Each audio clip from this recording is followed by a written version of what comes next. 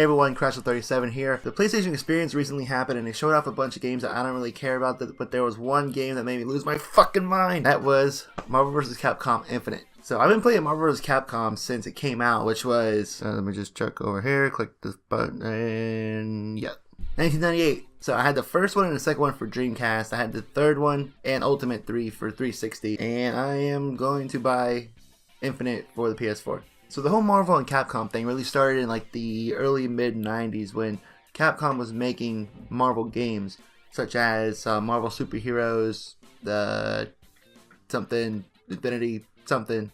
It was for Super Nintendo. And then they went on to make Marvel Superheroes, a 2D fighting game pretty much like Street Fighter with the Marvel properties. And then that is when the crossover started with X-Men vs. Street Fighter, Marvel Superheroes vs. Street Fighter, and then eventually Marvel vs. Capcom. The first one was cool. It had like a kind of like a story mode. The final boss was Onslaught, which was a big Marvel event in the 90s. The second one pretty much took every sprite and character they could find from previous games, throw it all into one. It had a ridiculous number of characters. So when number 3 came out, it was completely different. They reworked the battle system and everything. A new art style similar to Street Fighter 4. And it looks like the new one coming out, Marvel vs. Capcom Infinite, is going to be somewhat based on the Marvel Cinematic Universe. Which on one side is good because the MCU, it's pretty massive. There's a lot of characters in it. It's very popular, very mainstream. That means more potential customers for this game. But it does leave out a very important part of Marvel, which is the X-Men. Currently, the film rights to the X-Men are owned by Fox, and Marvel doesn't really like that.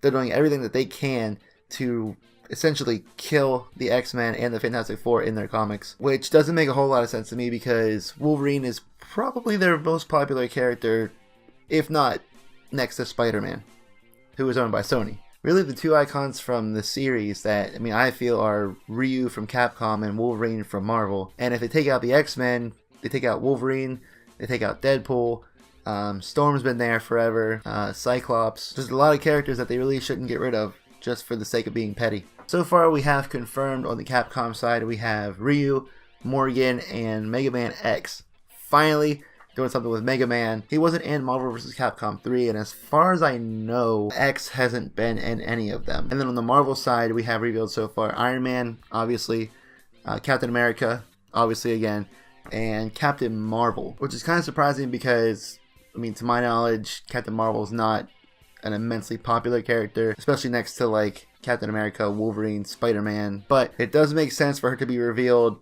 in the initial trailer just because she is getting a movie very soon. So I fully expect to see also Doctor Strange, at least one character from Guardians of the Galaxy. We did have Rocket Raccoon in Ultimate 3, but they'll probably go for like a Chris Pratt looking Star-Lord. We might even see Daredevil thanks to the Netflix series. So I am pretty excited for this, even though I am terrible at it. They did say they're going to have multiple single player modes. That way people that get online and get the shit beat out of them aren't going to feel left out. They're going to have plenty of stuff to do in the game as well. I just hope they have a decent amount of characters, a lot of varied play styles, and I also hope that they're not holding some content back to release in the Ultimate Super Hyper Edition version of it later on. But anyway, that's all for this video. Let me know what you think about the new Marvel vs. Capcom, if you're excited for it, if you really don't care, if you prefer to play The Last of Us 2, which I'm sure a lot of people do.